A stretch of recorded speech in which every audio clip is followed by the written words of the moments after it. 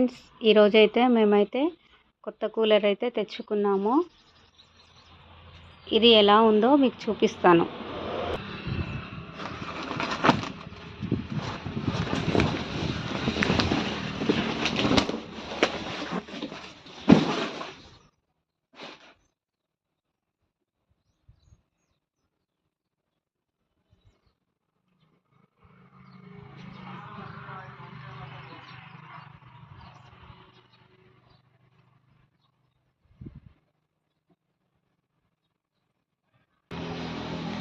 మనకు ఇందులో వాటర్ అయితే 120 లీటర్స్ అయితే పడతాయండి. వాటర్ వచ్చేసి ఈ కూలర్కి అయితే పైన అయితే మనకు ఇలా కూలింగ్ వాటర్ లేదా ఐస్ క్యూబ్స్ కూడా వేసుకోవచ్చండి. చాలా కూల్గా వస్తుంది ఎయిర్ అయితే మనకు.